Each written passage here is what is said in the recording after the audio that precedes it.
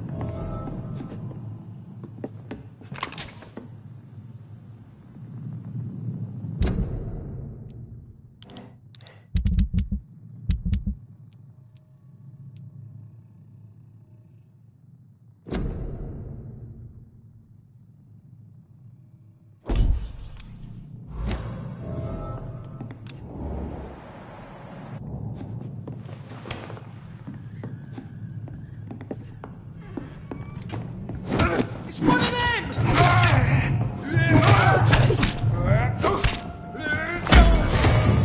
See them fancy clothes? This one's a tough!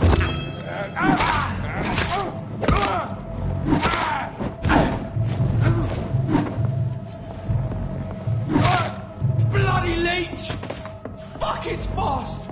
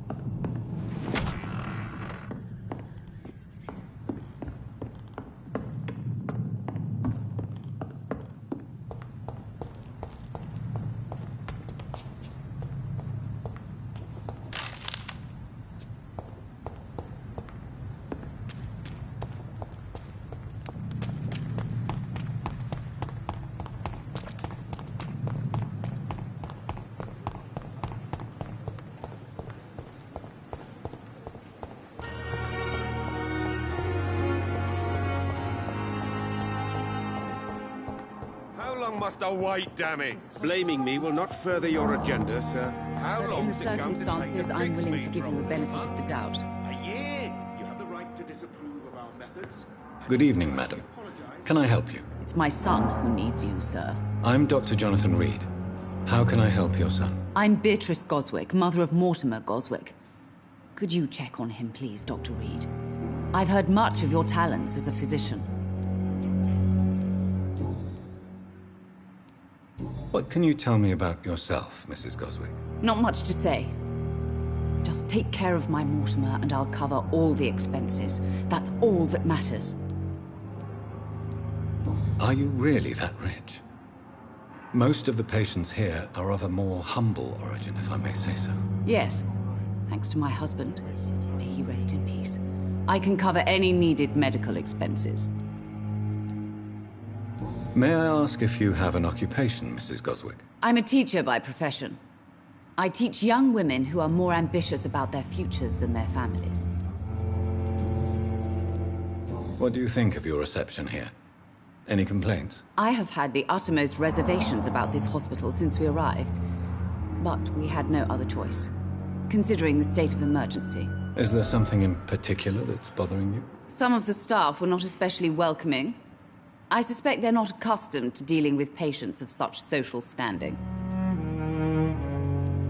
Tell me more about your arrival at the Pembroke Hospital. What gave you such a bad first impression? The ambulance driver was quite rude, for a start. And that nurse, Miss Hawkins, seems to have quite a dubious attitude. What do you mean? She managed to secure a bed for my son despite the epidemic. It was a relief, but it wasn't cheap.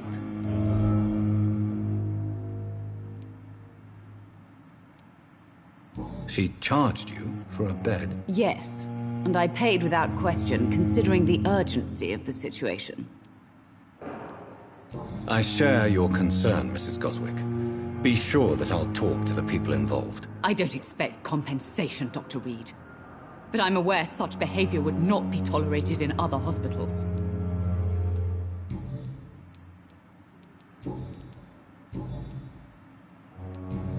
Goodbye, Mrs. Goswick. Good evening. I'm Dr. Reed. Can I help at all? No, Really? Why are you here, then? I don't want to talk. My throat hurts too much. I suppose that this pain is the reason you're here. Is someone taking care of you? Yes. And no. Could you at least tell me your name, sir? Mortimer. Mortimer Goswick. How painful is your throat, Mr. Goswick? So painful I'd rather not talk at all, Doctor. I'm sure you realize a doctor and his patient have to communicate, sir. Would it help if I gave you some paper and a pen? Not really. I see. Then maybe it's not just your throat that hurts, Mr. Goswick. Perhaps your sore throat is just the consequence of something more hurtful. Yes, maybe. But I don't want to talk or even write about it now. How painful is your throat, Mr. Goswick? So painful I'd rather not talk at all, Doctor. I'll let you get some rest, then. I'm all right.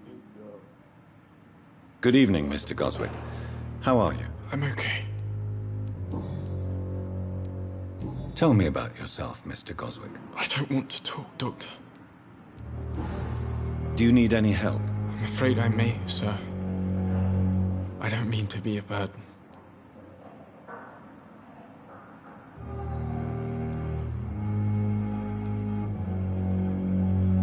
I will see you later.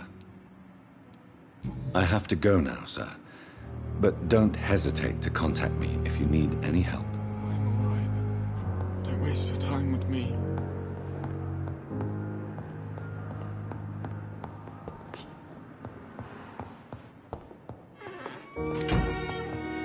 It's locked.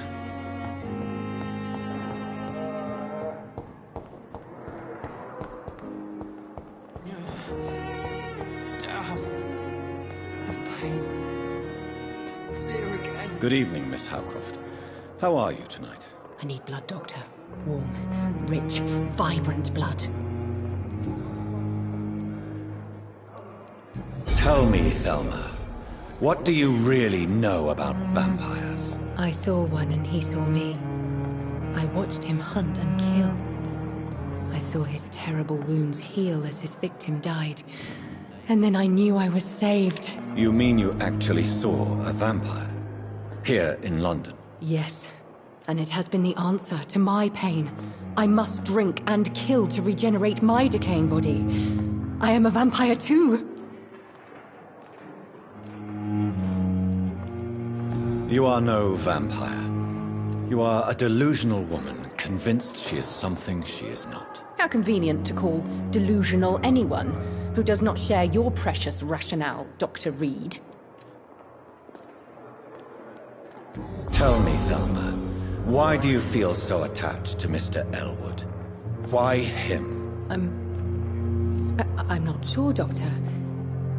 I think we have a bond of some sort. We've both suffered so much. He's the only mortal I find interesting.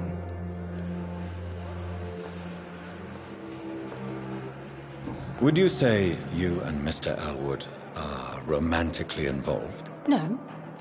No, Thomas is a delicate soul. Even though he disguises it. But I am not the woman he needs. No, for I am a vampire, Doctor. Do you plan to make him a vampire too? Of course not. How could I inflict my curse on anybody else? I'm not that cruel, Doctor.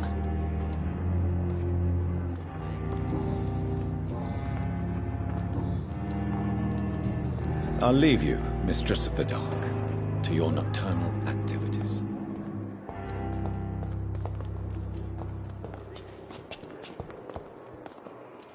Good evening, Nurse Hawkins. Good evening, Dr. Reed.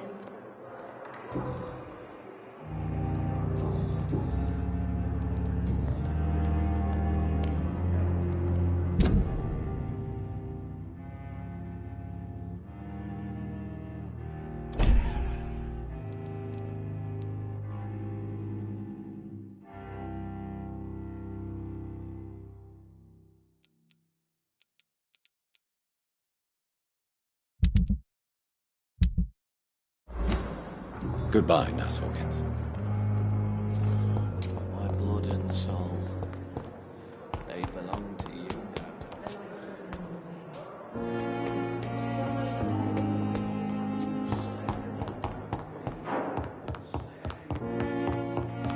now. I cannot enter.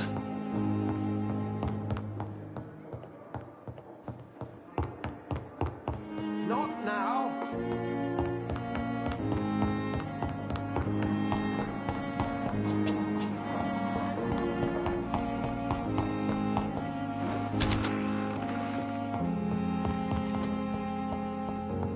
The flower's dying. It needs water.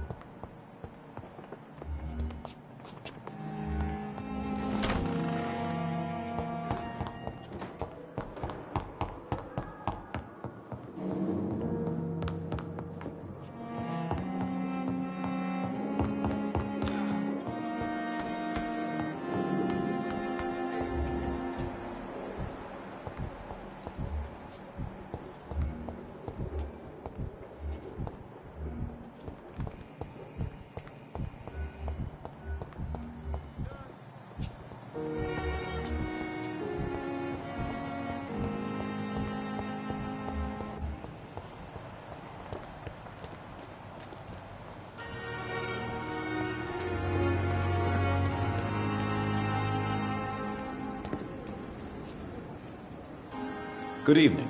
I'm Dr. Reed. Always a pleasure to meet a colleague, sir. Especially when he was supposedly dead. A colleague?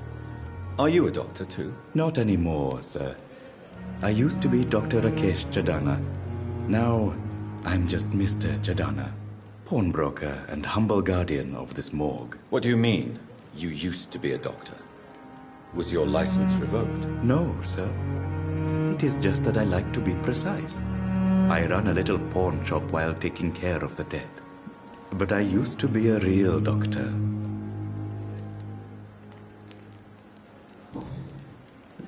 Are you afraid or uneasy being surrounded by so many corpses? Why should I? These bodies are empty vessels. Flesh left to decay. Poof. No soul anymore. All gone. How did you get this job? After I left the army, I worked as an undertaker down by the docks. A dangerous place with many an unpleasant business there. Milton Hooks helped me get a job here.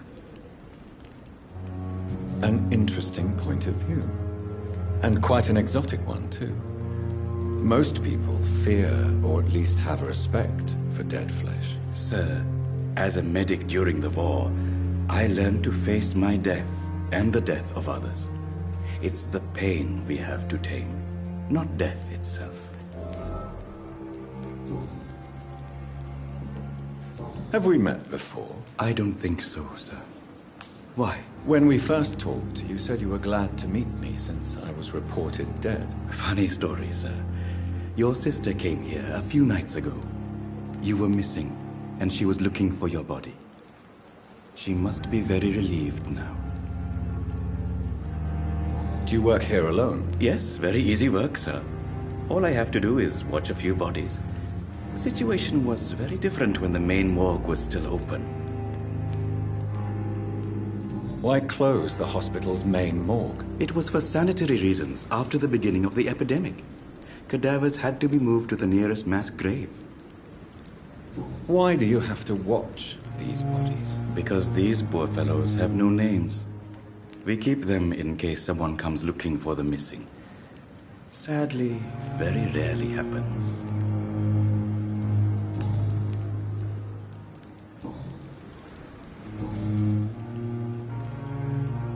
A pawnbroker? I expect you get all types of people here. Yes, sir. All kind of people. For I sell all kind of goods. Who comes here to trade with you? It's very unhygienic, even unsafe. Diseases can spread. For the customers, for the hospital. I'm very cautious, sir. I've been a doctor, remember? And all my clients are good people. In fact, I think I only know good people. What kind of goods? With the quarantine, it's not always easy to buy things. So I trade, I exchange. Some people sell, some others buy. I like to help. Since you're not afraid of dying, do you believe in life after death, Rakesh? No. I believe we must do all the good we can while alive.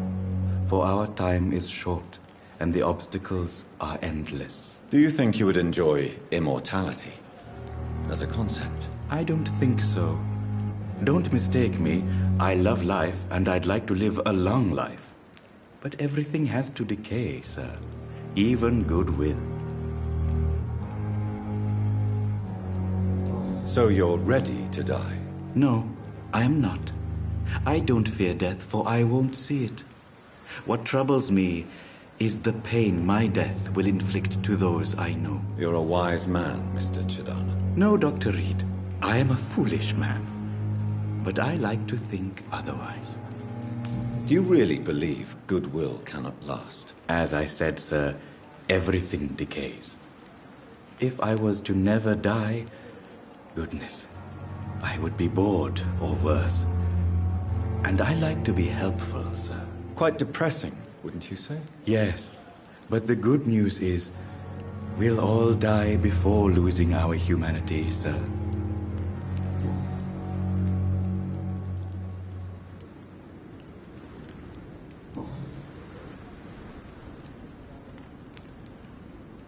Please show me what you have to sell. Of course. It's just trinkets and curios, really. But I'm sure they can be useful.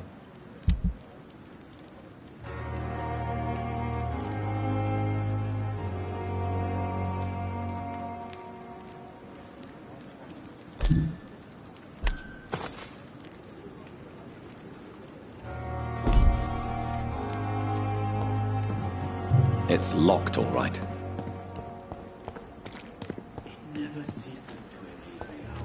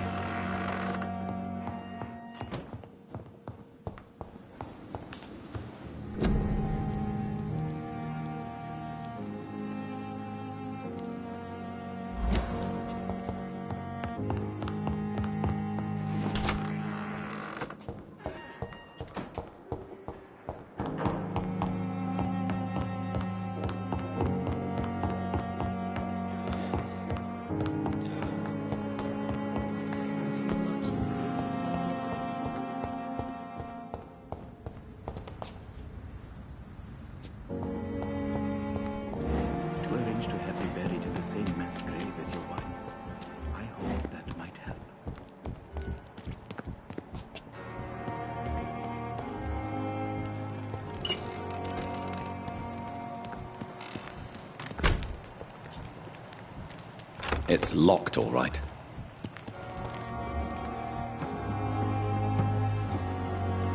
Good evening, Dr. Reed. Such a pleasure to see you again. Please show me what you have to sell. Of course.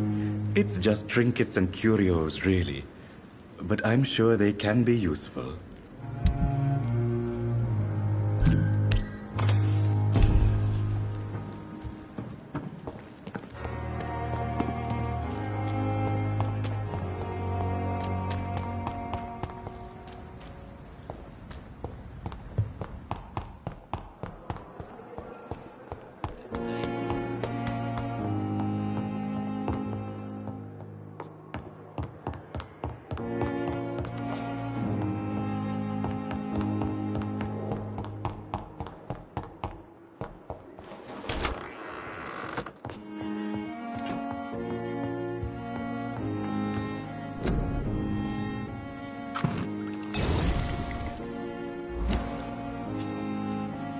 The flower's dying.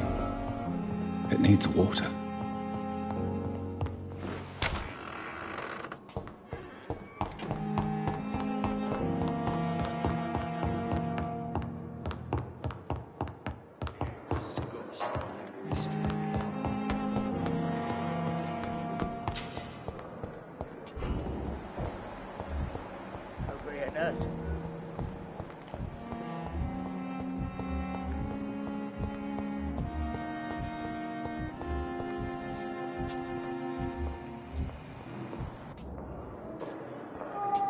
Good evening, Doctor. I believe we're going to be working together. Dr. Reed. Dr. Swansea informed us of your arrival, but I could not dare to believe we'd have such good fortune. Such an honor, sir. Thank you. And you are? I am Thoreau Strickland, Dr. Thoreau Strickland. I'm a great admirer of your work, Dr. Reed. Please, could you tell me something about yourself? I'm a great admirer of your work concerning blood transfusion, Dr. Reed. I run my own experiments. I'm convinced it's the future. What made you choose to be a doctor? I'm not ashamed to admit you and your work have inspired me. I am honored to have the opportunity to work by your side. It's always a pleasure to share scientific and medical knowledge with someone eager to learn. I'll be glad to help you if I can. This epidemic may be the century's most terrible disaster, but I'm convinced that we, as doctors, are the only ones able to defeat it. I based my technique on my mentor's research. He helped me perfect my method. What is yours? I'd rather not talk about it. For now, it's just theories and first approach. My process is purely experimental and unsuccessful. As long as you're cautious and methodical, you may remain empty-handed, but you won't fail. You're not the first one to warn me, but I am convinced knowledge is the main weapon against the ravages of this epidemic. What can you tell me about the Pembroke? Well, it has always been an honor to work with Dr. Swansea. But with your arrival, I can't think of a better opportunity to learn about blood transfusion. You seem quite optimistic. It's a rare and precious attitude in these difficult times. I'm convinced that this epidemic is a test of endurance and dedication for us men of science. Questions remain about our capacity to resolve the situation. True. Last summer, during the first wave of the epidemic, I used to joke with Milton about the extra work. We're not smiling now.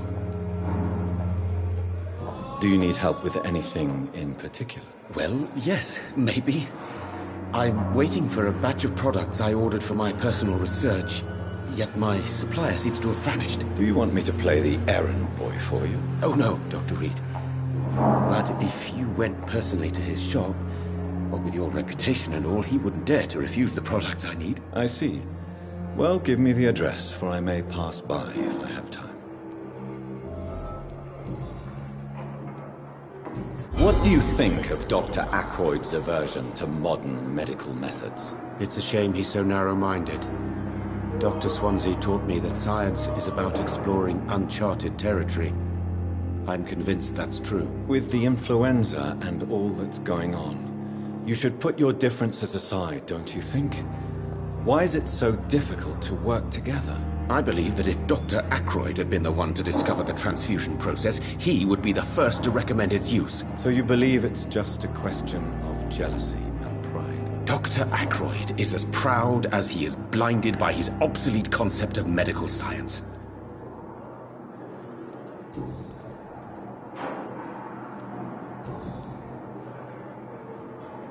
Tell me more about your willingness to experiment with new medical techniques. Harvey Fiddick is a patient suffering from a severe injury that could cripple him if not treated correctly. I'm convinced your blood transfusion technique could help him. What is it you really want? To save him, or to prove your point? Fair question.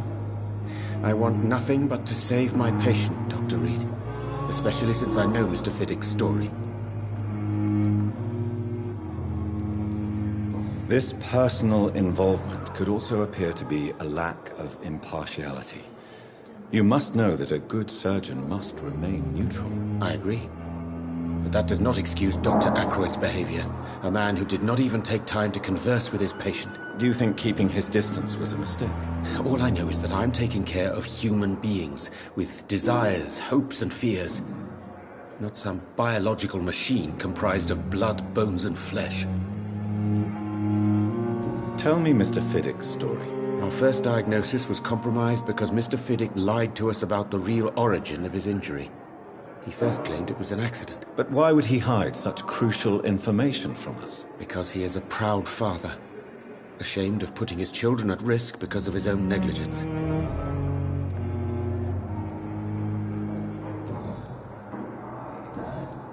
Goodbye, Dr. Strickland.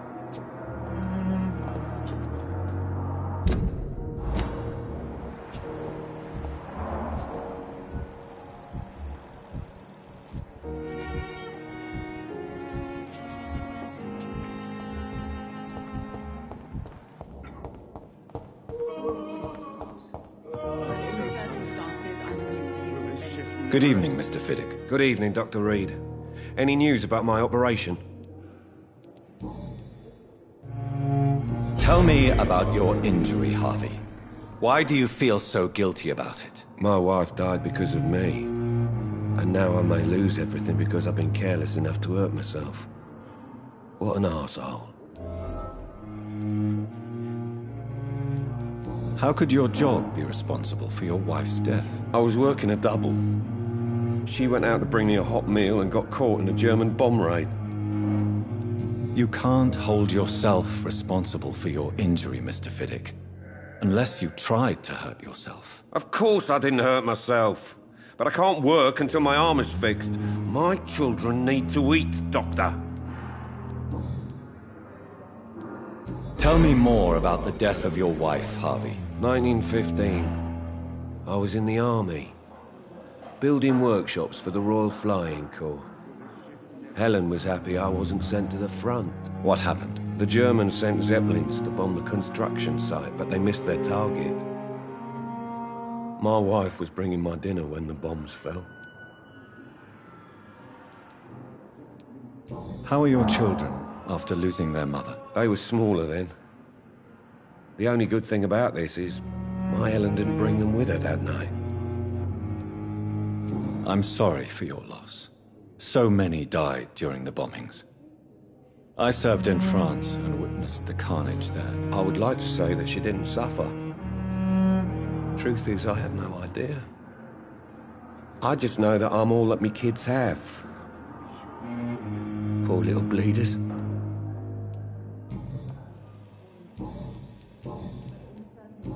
Goodbye for now, Mr. Fiddick. I'll see you later. Sweet girl. Reads me like a book. Finally, you've returned, Doctor. Did you find anything of value? Yes, nurse. You've worked your first miracle, Doctor. Now, this patient here needs immediate treatment. Duty calls. When the storm has passed, I'll show you how to mix the remedy yourself with the same basic ingredients. Many thanks, Doctor. When you've finished, you ought to report to Dr. Swansea in his office. He's been looking for you. Seemed pressing. This shift never ends. You always knew the words to Dr. calm Reed, me. may I help you? What can you tell me about the epidemic, Nurse Crane? I've been out of touch since I've come back to England. Everyday folk don't know how bad it is. The papers certainly won't tell them. Not as long as the war is raging on, anyway. News on the front stated that the Spanish flu was under control, at least in Britain. It seemed to be for a while, but that was only last summer. It returned with a vengeance just over a month ago. What can you tell me about our patients here at Pembroke? This hospital was founded to help the East End poor and needy. But since the war and the quarantine, we've had all manner of folk. Can you be more specific? Well, veterans, the elderly, dock workers. We even have a few mental patients. If there's space, we take them.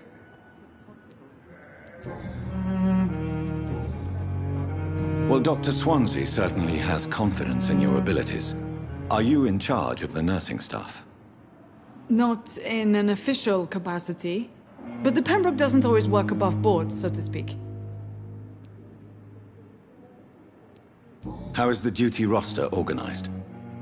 Everybody works until they can't. If there's time, they'll eat a meal and shed a silent tear. What about medical protocols? Dr. Reed, we don't have the money and resources here at the Pembroke like they do in the West End. We do what we can. For how long have you been working here, Nurse Crane? I first volunteered at the Pembroke in 1911, a few months after Dr. Swansea was appointed. And before you arrived here? If you must know, this was my first job. I'll see you later, Nurse Crane. How can we be sure we're making a difference? Good evening, Mr. Goswick. How are you? I'm okay. Do you need any help? I'm afraid I may, sir. I don't mean to be a burden. You are not a burden, sir. Healing you is my responsibility. And you have my gratitude for that. Do you need any help? Thank you, Dr. Reed, but you've done enough already. The rest is up to me now. How painful is your throat, Mr. Goswick? So painful I'd rather not talk at all, Doctor.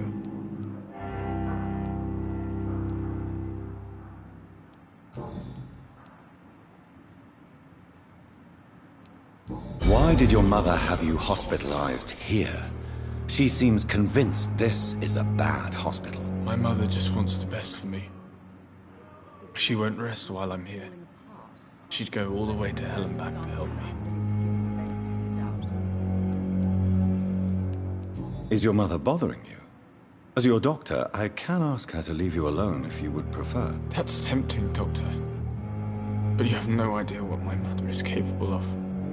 She would tie herself to my bed if you asked her to leave. Pembroke Hospital may look unorthodox, but rest assured, you're in good hands here. It's not me you have to convince, Dr. Reed. It's my mother. But in the circumstances, I'm willing to give you the benefit of the doubt. I have to go now, sir. But don't hesitate to contact me if you need any help. I'm all right. Don't waste your time with me. I never could keep anything from her. Good evening, Doctor. How is my son doing?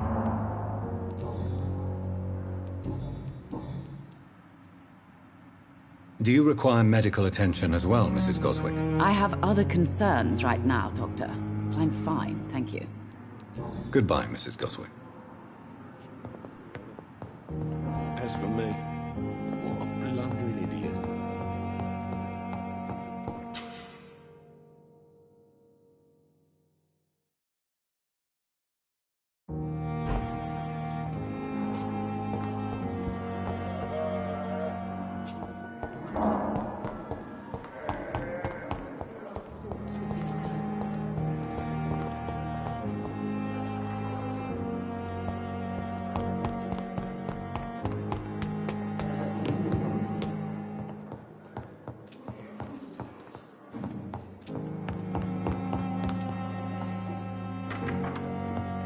Please, Jonathan, come in. Fascinating, is it not? In the last decade, so many mysteries have been brought to light with our microscopes. The human body, biology's penultimate frontier. The more we explore its boundaries, the less we're able to trace a clear line between life and death. You, my friend, have a foot in both countries.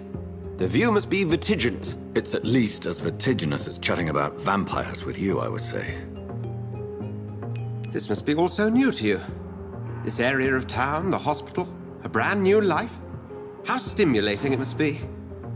I wish I could share your enthusiasm, Dr. Swansea, but my condition defies scientific categorization. Undead? Unalive? Immortality defies logic.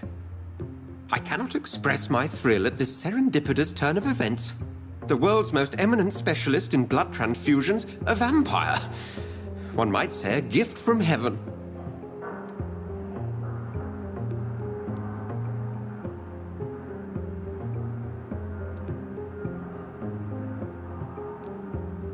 It may seem strange, but your words have brought me some comfort here. Forgive me. I've been an admirer of your work for a long time, and now you are so much more than a brilliant physician. And please, call me Edgar.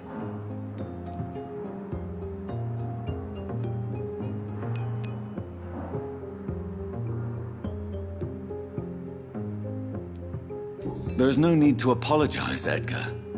You offered me sanctuary when I had none. Very well. I have a task for you, Jonathan. Something that will require all your newfound skills. Please, go on. The Pembroke only survives through the generosity of our benefactors.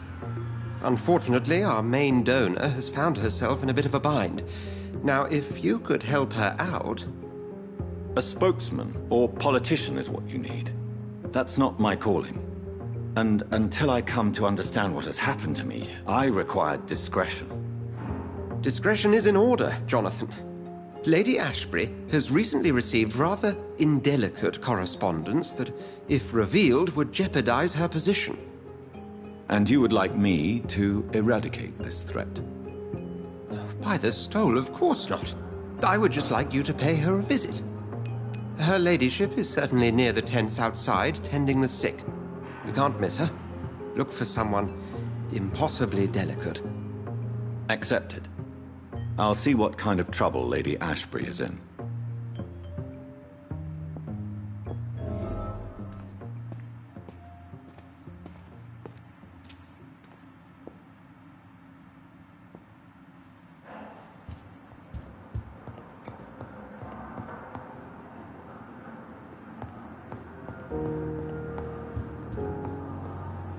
Do you need something, Jonathan? I have just a few questions. Then ask away. I'm at your service, Doctor. The man we pursued and slew in the canning factory, William Bishop, I believe, was he a vampire? He was a Skald, technically speaking. The debate rages as to their classification. Some think them a subspecies of vampire, others something else.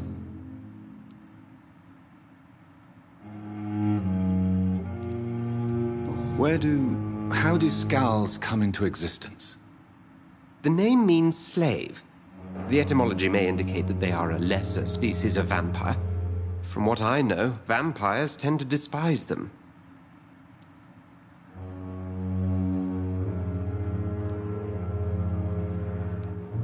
Just for clarity, what differences are there between myself and a Skald?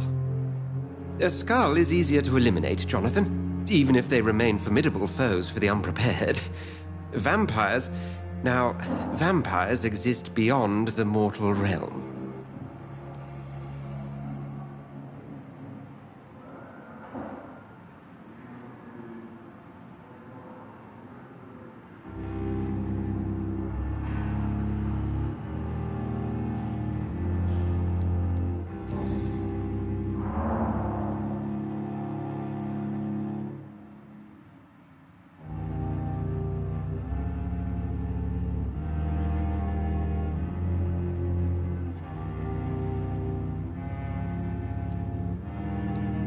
Since you seem quite the expert on vampires, what could you tell me about my condition and how it came about? As men of science, our first step is always to start with what we know. Forget the myths, the hackneyed scrawlings, and the penny dreadfuls. They do not scratch the surface of the truth you now find yourself in.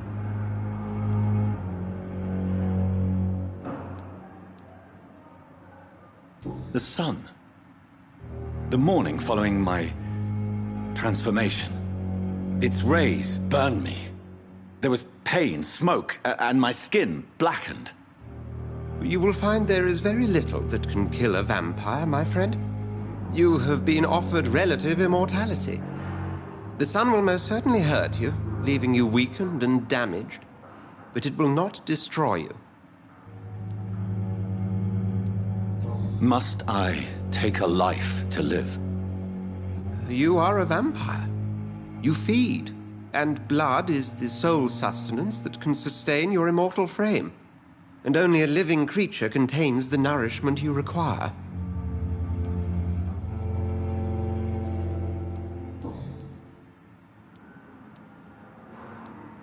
Since I'm the one working for you, what should I know about Pembroke Hospital? Well, for many years, we have been the only medical facility in this part of town that people can rely on. We support the community here, as well as provide health care.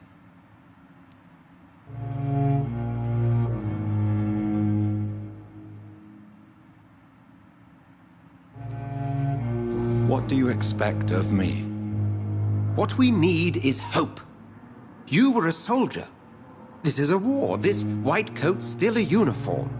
We fight to help the poor, the sick of the East End, the forgotten.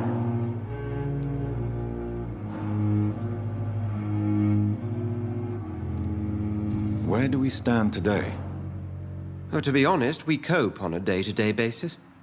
The first wave of the Spanish flu last summer took us by surprise.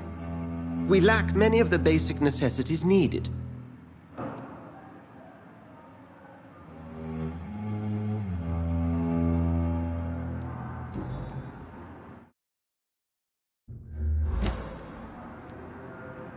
You mentioned something about a secret society.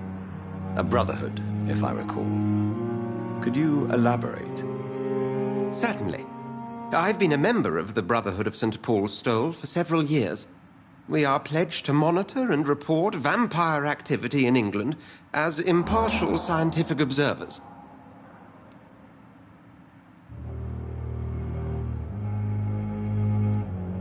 Yet you don't fear me.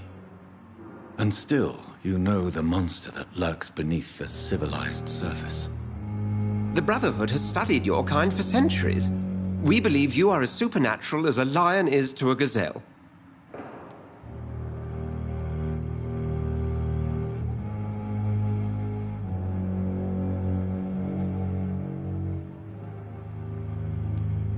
Yet you don't fear me. And still, you know the monster that lurks beneath the civilized surface. The Brotherhood has studied your kind for centuries. We believe you are as supernatural as a lion is to a gazelle.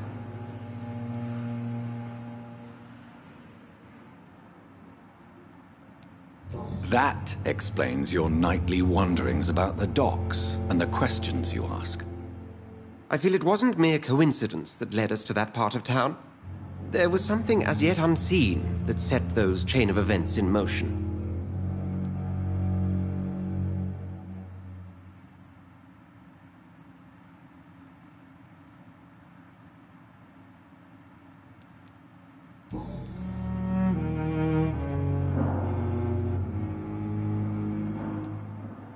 The man we pursued and slew in the canning factory, William Bishop, I believe, was he a vampire?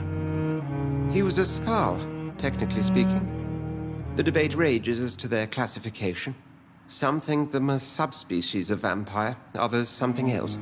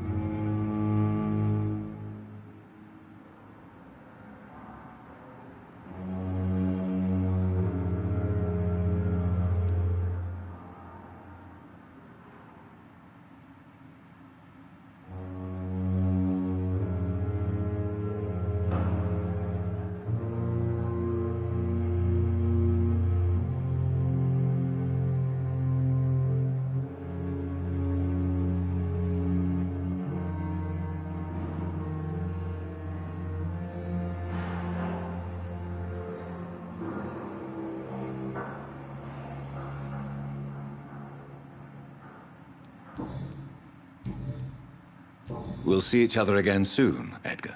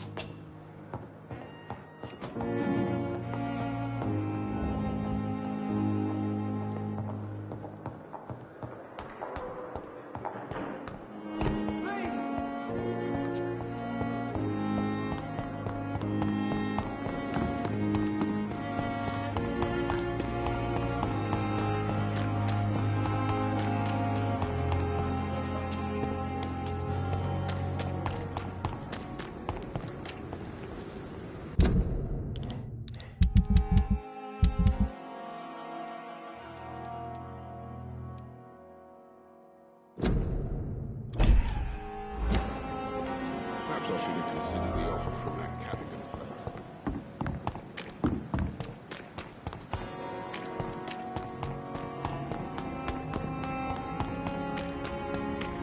It's locked.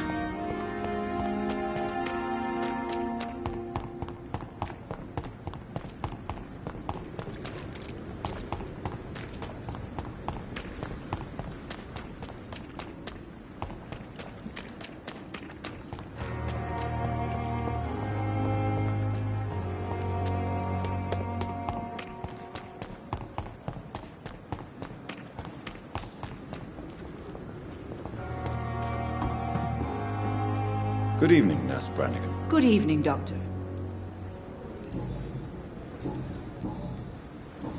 Goodbye, Nurse. Call me if you need assistance.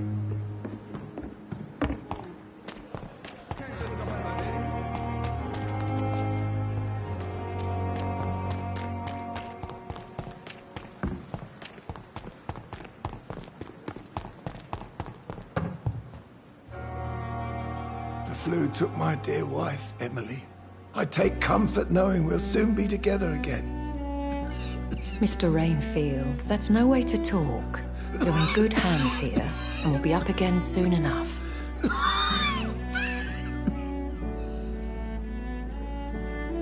Now do me a kindness and get some sleep. I'll be back round later. Your words are kind, the blessings of an angel. You're the sweet, sweet Lady of Mercy.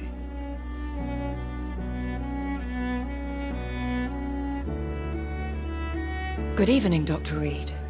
It's a pleasure to see you again. You seem surprised. Dr. Swansea has brought me up to speed concerning your recent appointment to Pembroke Hospital. You're a the lady who saved me that night, before vanishing into thin air. I remember you from the pub with Dr. Swansea. Indeed. Allow me to introduce myself formally this time. My name is Lady Ashbury. I remember you well, in spite of the brevity of our encounter.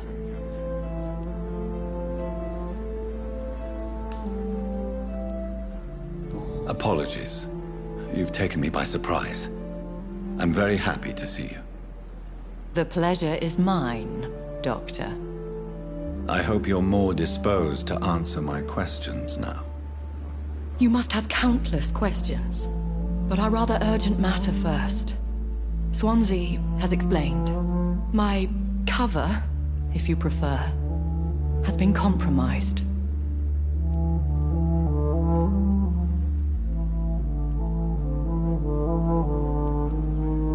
Have any of the patients given you trouble?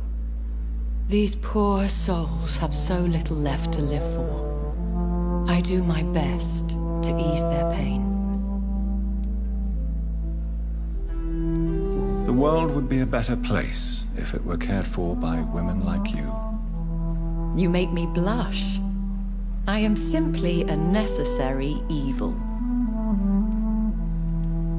Pardon my boldness, Your Ladyship, but I have questions concerning this condition we share. As a newborn, your hunger for answers is rivaled only by your thirst for blood. But the questions need wait. I'm a scientist. My trade is in the deciphering of mysteries, and I need information to feed my mind. I will gladly answer every question you have, but first, prove yourself capable of resolving my predicament without eating the culprit. Dr. Swansea has commissioned me to be your agent in this matter. You could start by explaining what's amiss. These past insufferable weeks, I've been the victim of extortion. I've made a first payment, but the blackmailer grows greedy. I must refuse his most recent demands.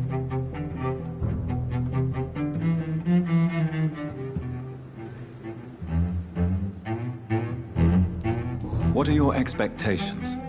Please be precise. As the newly appointed surgeon of this hospital, you are in an excellent position to ask innocent questions and deftly learn the identity of my blackmailer. If we're dealing with an ordinary criminal, surely you've the means to deal with it yourself, if I may.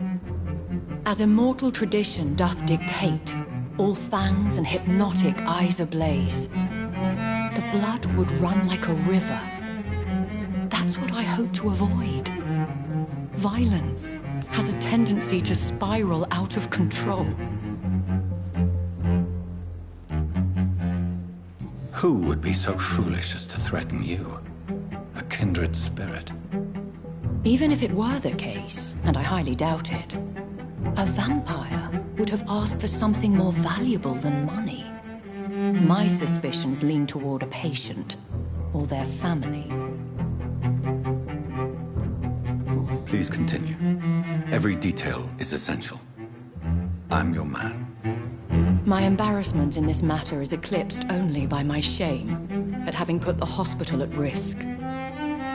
The threat from our anonymous scoundrel is clear. A list of dates. My visits coinciding with the dates of suspicious patient deaths due to massive blood loss.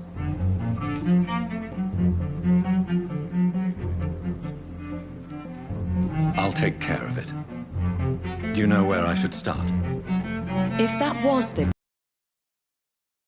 self, you could talk to our local gossip, Harriet Jones. Not a pin drops here without her hearing about it. I'll meet that woman now. My life, as others know, is in your hands, Dr. Reed. I'm sure of your discretion, but I do fear your powers of persuasion will be put to the test. When this is resolved, I'll be your obligé. I'll answer all questions in regards of your condition.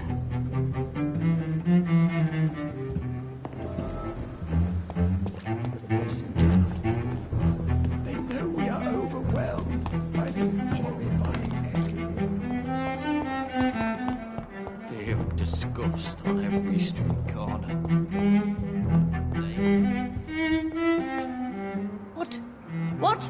What is this? Who are you? Get out of my room. There's no need for alarm, madam. I'm Dr. Reed, the new surgeon. Preposterous. Dr. Reed, you say? I don't want some bumbling intern. Where's Dr. Swansea?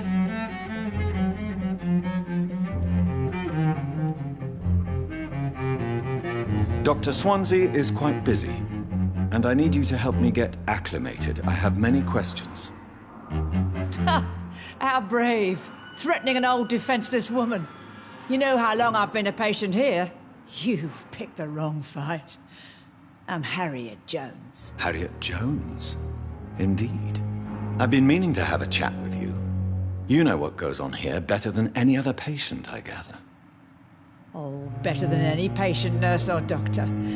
I've seen so many vile undertakings. I heard there have been some despicable goings-on. Was there a case of blackmail? Blackmail? Wait. You're investigating something. This isn't a social call. One of those incompetent cunts slit a poor sod's vein. You seem to know more about the goings-on here than anyone else. Beware, Miss Jones, in case suspicion should fall on you. That's it. Blame the old and infirm. I see those little bitches' greedy little eyes. Just waiting for me to pop off they are. If I didn't know better, Miss Jones, I'd be inclined to say you enjoy this type of idle gossip. God's honest truth, Doctor. It's just the way it is here. Most of these bitches would let you freeze to death before getting you a blanket. I assure you, madam, this is not an investigation into a possible medical error. Debauchery, then? Nurses Crane, Hawkins, Brannigans, whores, all of them. They can't keep their legs shut. I've seen them scratching slutty sores. Really? Well, if you have irrefutable proof, I'll not have the staff behaving in such a manner here. This is your business, Doctor, not mine. But I swear one of the nurses is cavorting with some man on hospital hours. Thank you for your time, Miss Jones. You've given me something to go on. See you on the next round. Miss Jones, greetings. How do we feel? Again? Waking a poor old woman in her sleep? There isn't a poor life needs saving somewhere?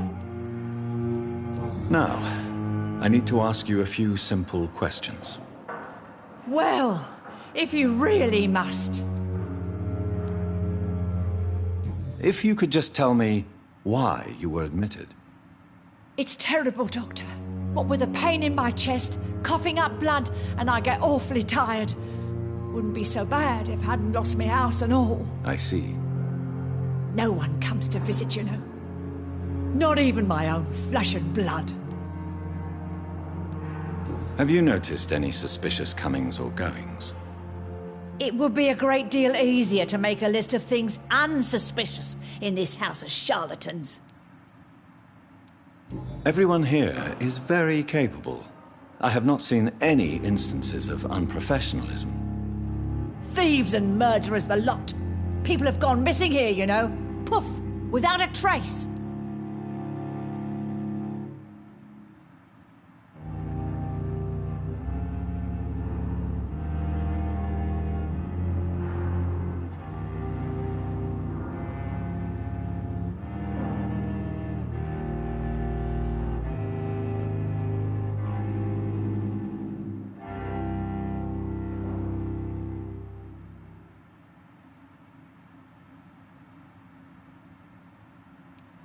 Come now, Miss Jones. Surely it's not that bad. Have you no eyes? This hospital accepts all manner of souls, regardless of origin. The proper sick cannot heal. We're kept sickened by the refugees. I'll come and visit you shortly. Good night, Miss Jones. The patients and staff might know something. I'll start my investigation with them. Hello again, Dr. Reed. I feel better already. Can I go soon?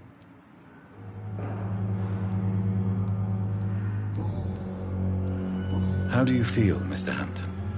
Medically speaking, I mean. I feel exhausted. Beyond exhaustion, actually. William drank so much of my blood in his madness. I feel empty. You're in good hands here.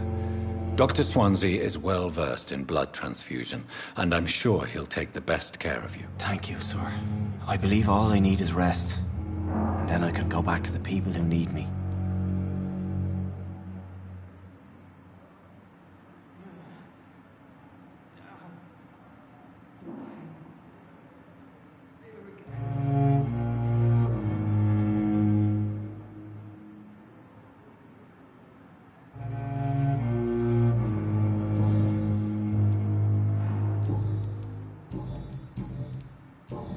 Goodbye, Mr. Hampton. We'll talk again later. Discussed on every street corner. The daily routine. Good evening, Mr. Elwood. Evening, Dr. Reed. Have you heard rumors of underhand dealings in the hospital? If you want to know what's going on here, you better talk to Miss Jones. She knows everything. Especially what she shouldn't.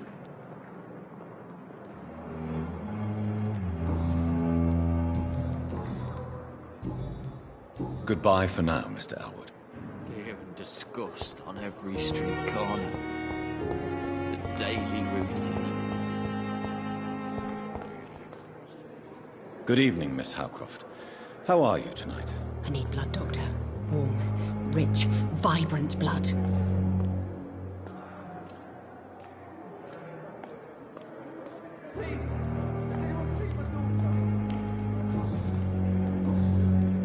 Have you heard of any blackmailing going on within these walls? I have no time for mortal games. My secrets are beyond their comprehension, Dr. Reed.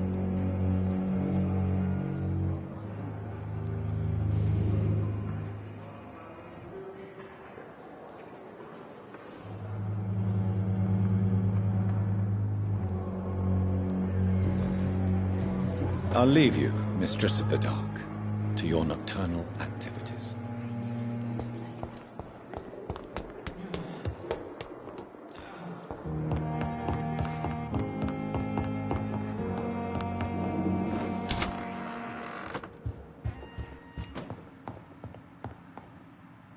Do you need something, Jonathan? The matter of Lady Ashbury's blackmailer. Oh, I know too much about this matter already.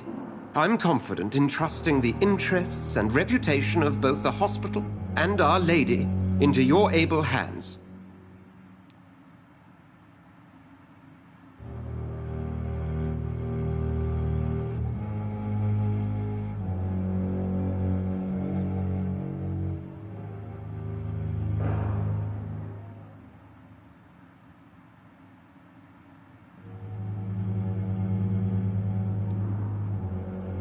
I have met Lady Ashbury. She's a fascinating woman, wouldn't you agree?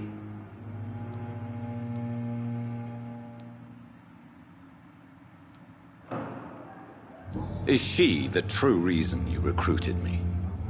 To work on her condition and addiction for blood? A part of me is thinking I've been played. Lady Ashbury is a cherished friend of mine. I would not betray her secrets without her consent. Come to the rescue of a damsel in distress. I ask nothing more.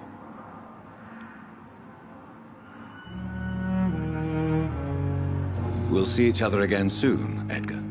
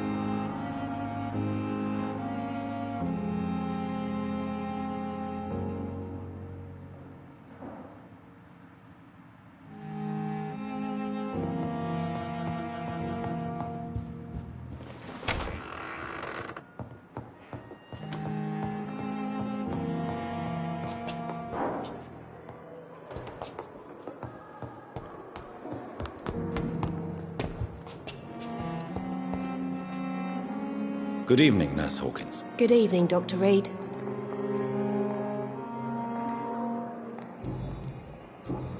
What can you tell me about the strange man visiting one of the nurses during her shift? Let me guess. You spoke with that old shrew, Harriet Jones. Do not pay attention to her, Doctor. She's full of fanciful tales.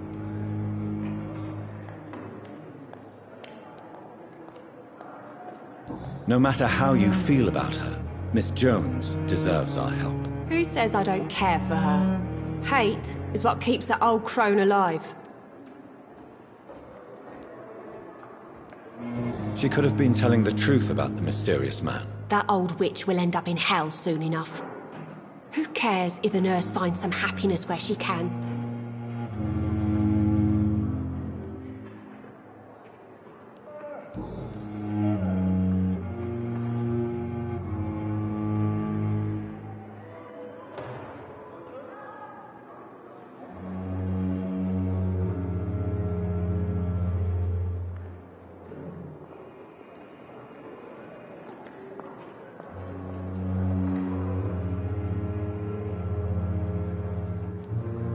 What can you tell me about the strange man visiting one of the nurses during her shift? Let me guess. You spoke with that old shrew, Harriet Jones. Do not pay attention to her, Doctor. She's full of fanciful tales.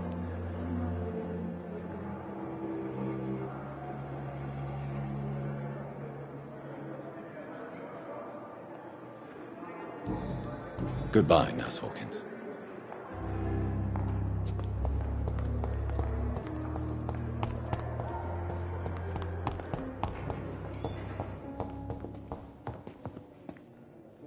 I'm quite busy right now, Dr. Reed.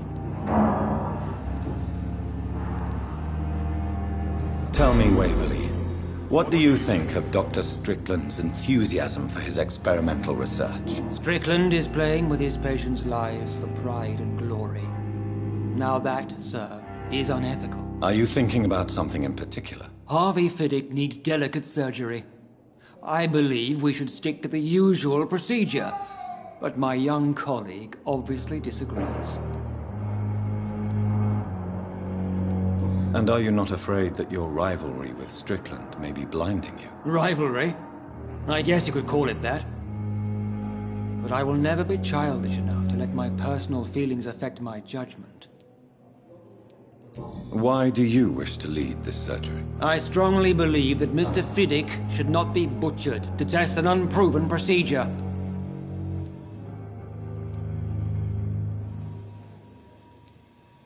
Other people may say that's too conservative a point of view. Conservative? And what are you going to say to Mr. Fiddick if he loses his arm because of the operation? Because that's what's going to happen if the surgery is a failure.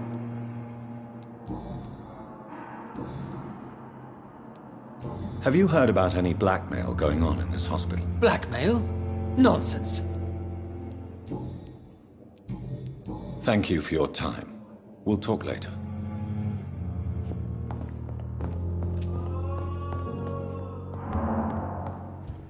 Good evening, sir. Good evening, Doctor. How is my son doing?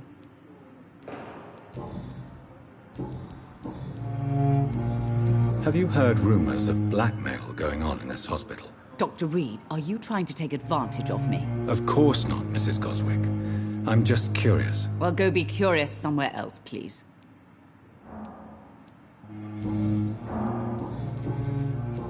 Goodbye, Mrs. Goswick. Good evening, Mr. Goswick. How are you? I'm okay. Have you heard rumors about blackmail in this hospital? No. I have to go now, sir. But don't hesitate to contact me if you need any help. Good evening, sir. Doctor. Good evening, Mr. Fiddick. Good evening, Dr. Reed. Any news about my operation?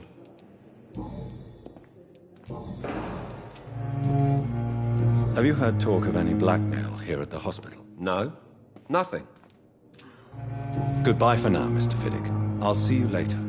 Always knew the words to calm the children, Helen. As for me... Good evening, Dr. Strickland. And good evening to you, Dr. Reed. Can I be of any help?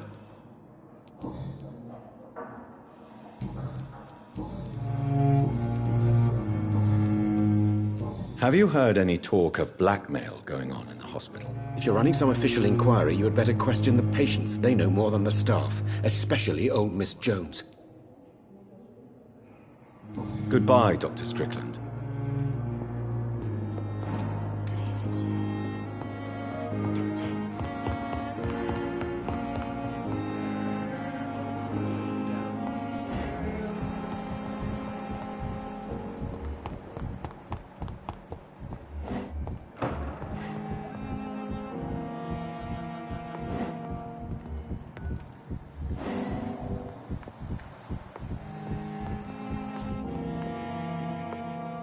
You always knew the words to calm the children, Helen.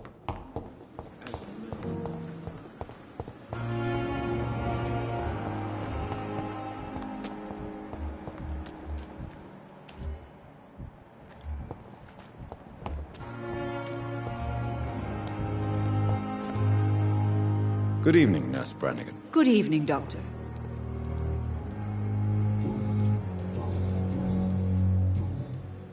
Do you know if any of the hospital staff have criminal backgrounds? The people who work here all come from very different backgrounds, Doctor. Just like the patients. Have you seen a strange man visiting any of the nurses here? I've never heard of such a thing, Doctor.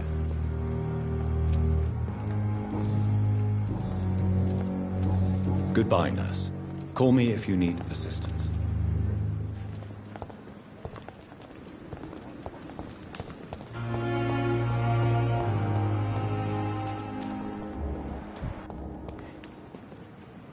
Good evening, Milton. Good evening, Doctor. Still trying to save lives?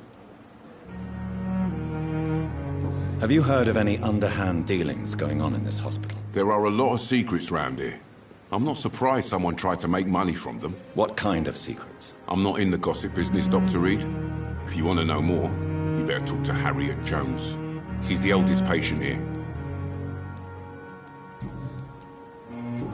Goodbye, Milton.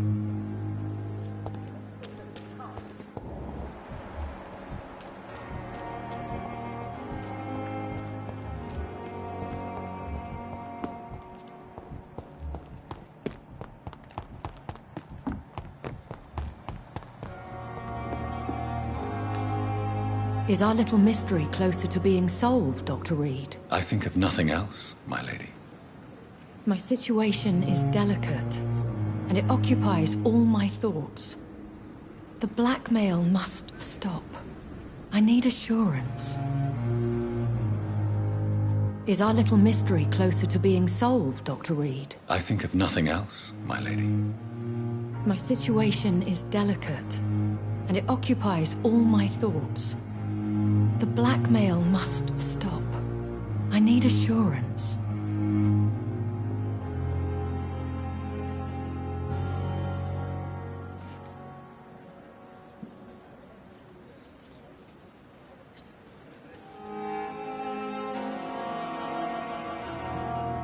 It's safer here than anywhere else in the East End.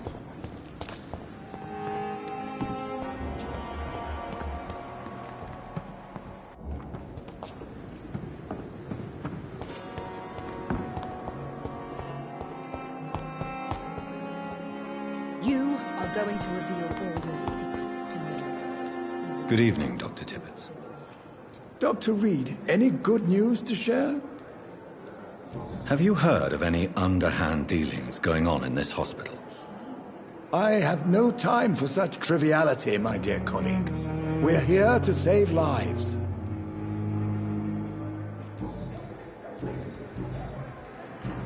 Goodbye, Dr. Tibbets.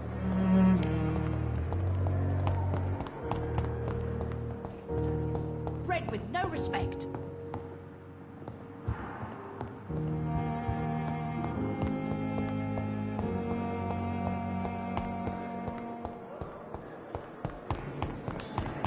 There's good reason to be.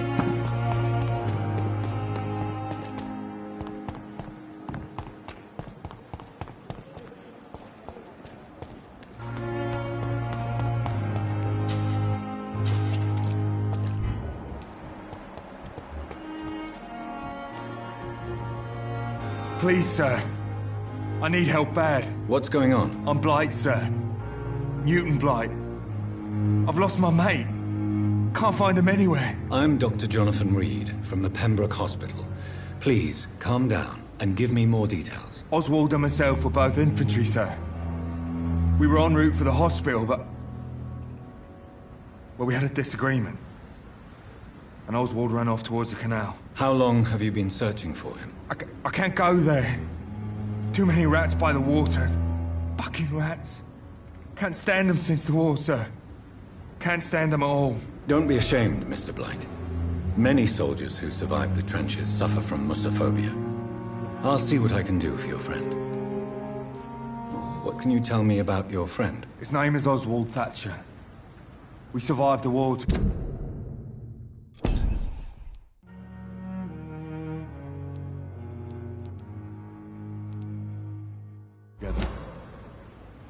Oswald is nervous and quite fragile since we came back from the war.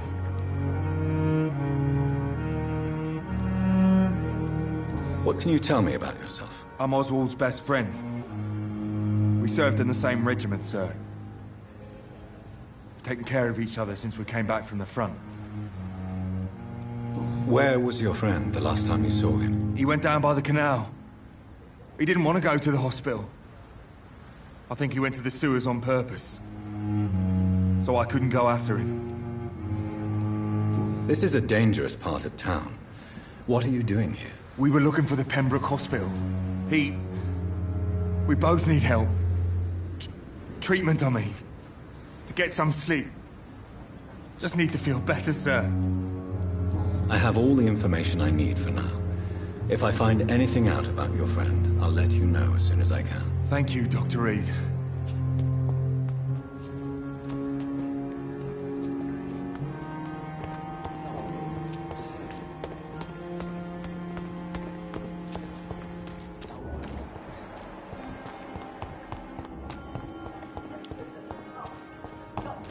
It's locked, all right.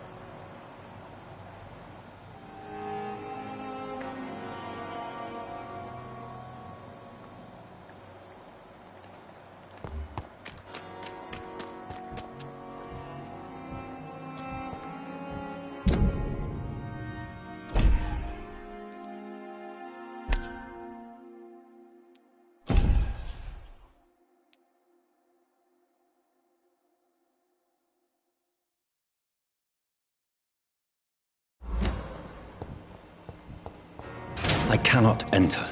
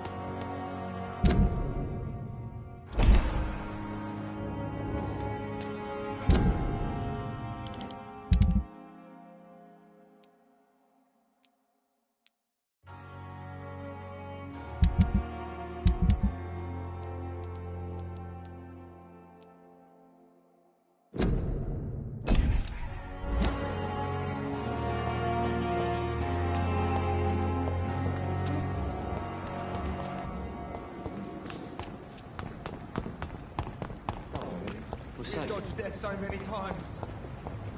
Oswald, you can't just die like Don't worry, we're safe.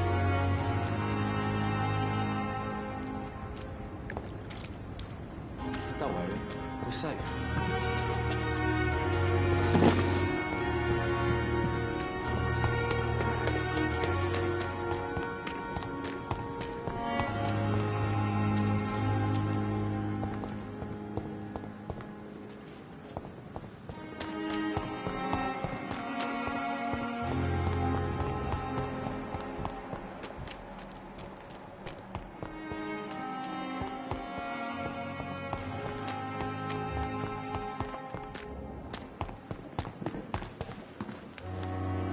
Good evening, Dr. Reed. Such a pleasure to see you again.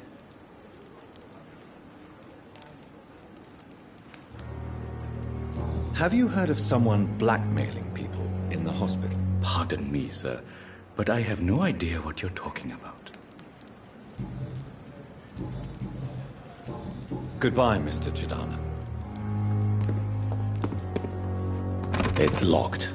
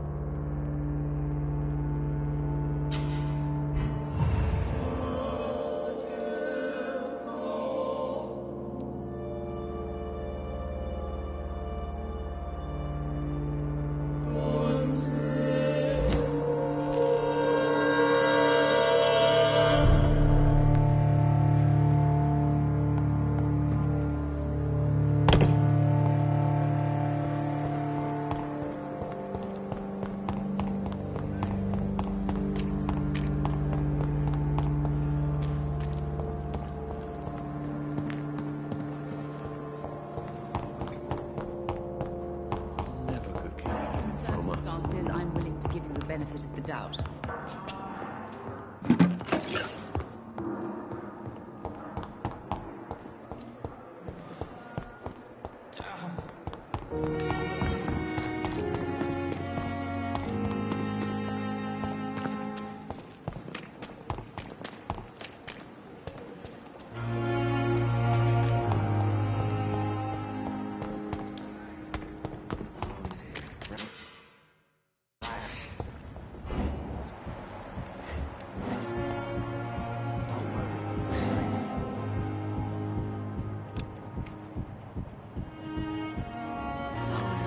Relax.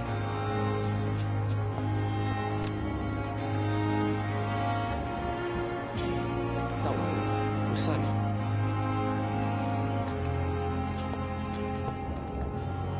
Don't worry, we're safe.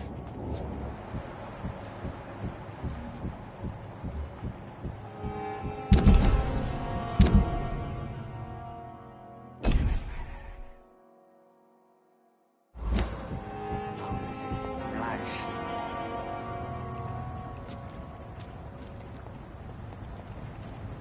Don't worry, we're safe.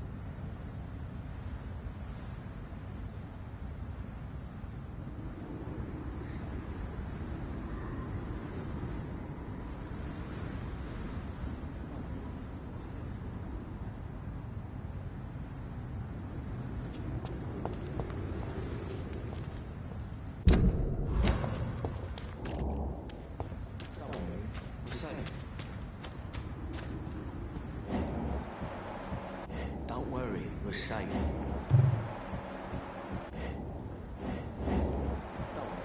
We're safe.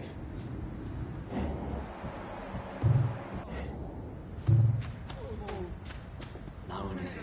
Relax.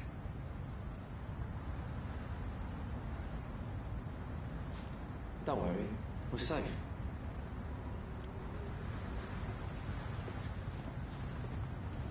Don't worry, we're safe.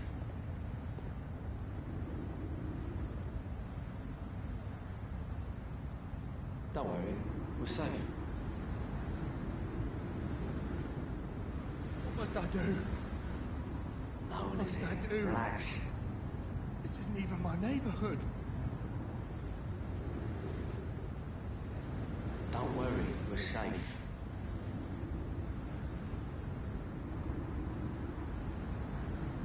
Don't worry, we're We've safe. dodged death so many times. Oswald, you can't just die like this. No one is here. Relax. Don't worry, we're safe.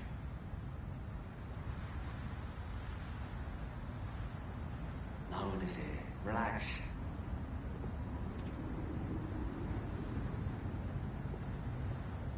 Don't worry, we're safe.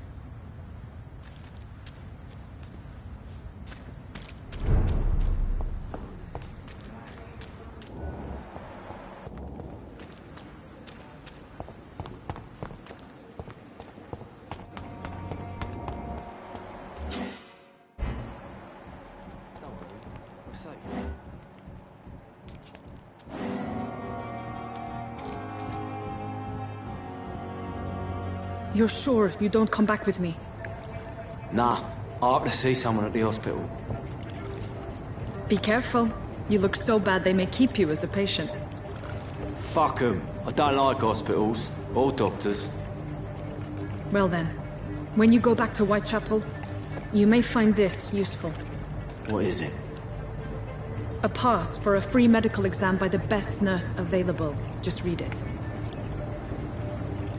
I don't read well, but thank you, I guess.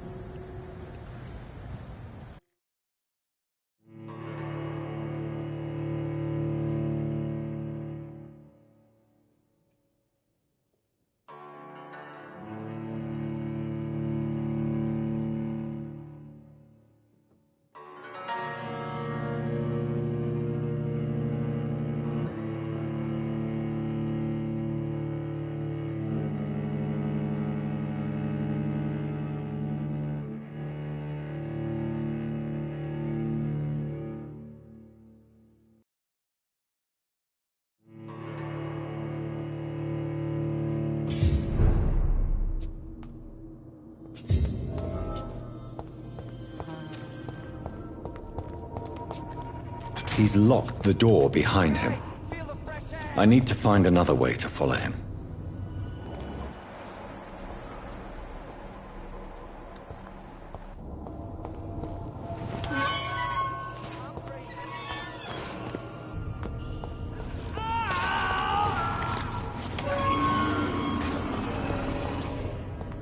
This man has been savagely attacked and dragged to the floor.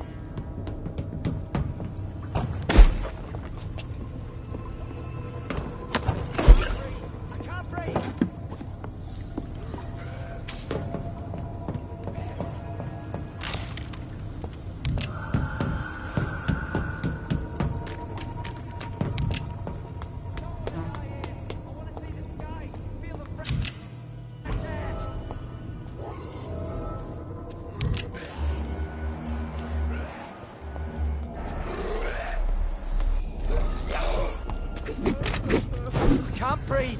Can't breathe!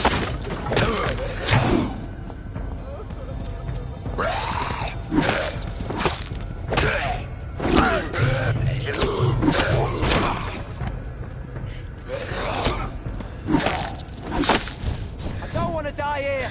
I want to see the sky! Feel the fresh air!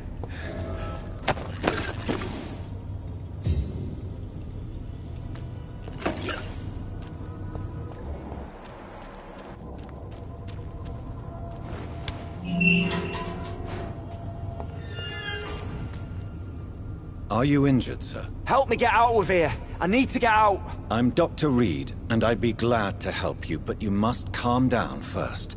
Please, take a deep breath and tell me your name. Okay. I'm Oswald Thatcher. Please, I need to get out. Mr. Thatcher, your friend Newton sent me to help you. Do you remember him? Yes, I do. Good. Now leave this place and enjoy the cool night air. It's quite invigorating. I'm sure you'll feel better if you do.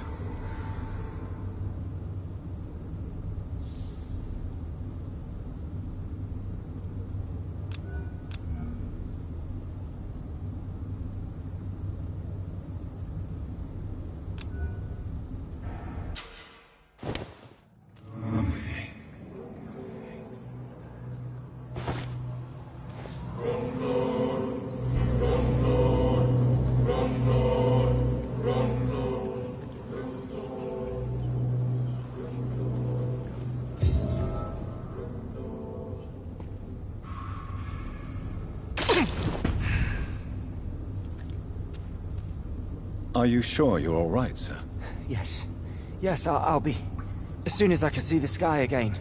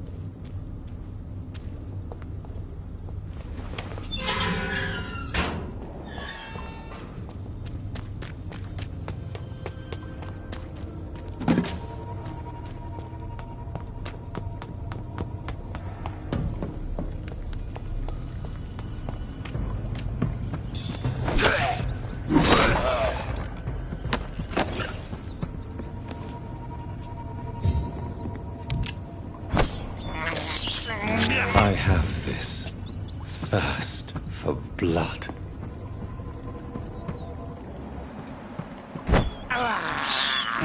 This is despicable.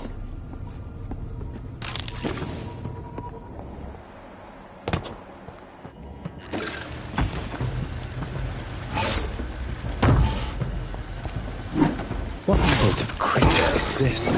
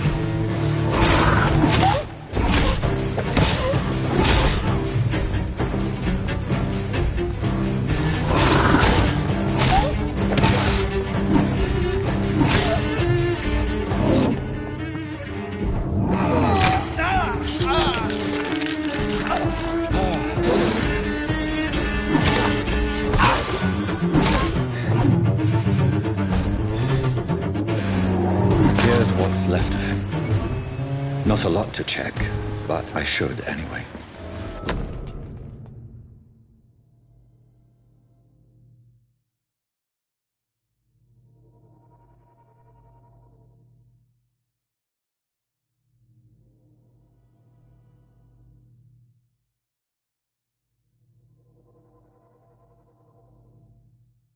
Some voucher for a free checkup in Whitechapel.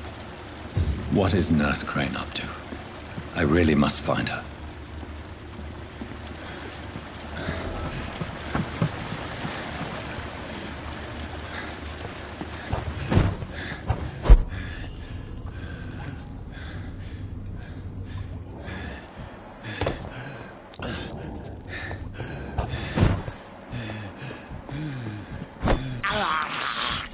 I can't believe I'm doing this.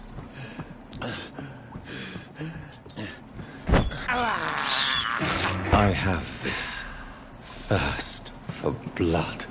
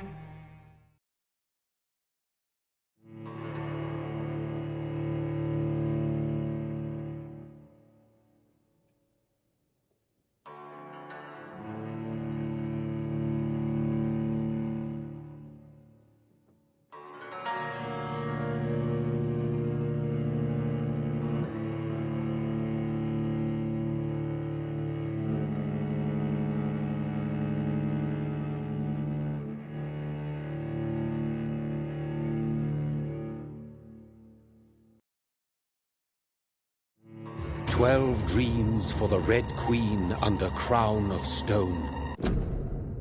8 voracious beasts born from 8 restless nights. 4 nails piercing the flesh of the sinner.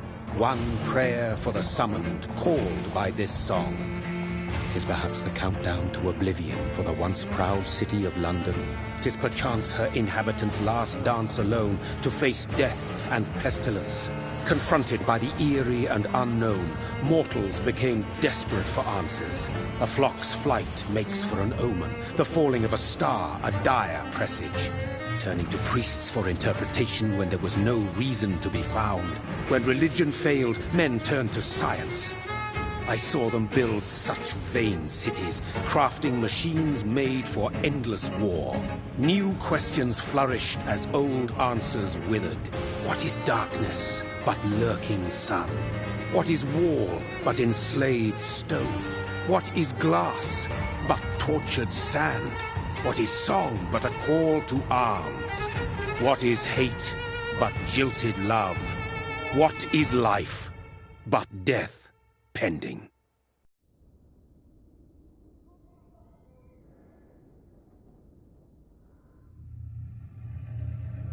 Death.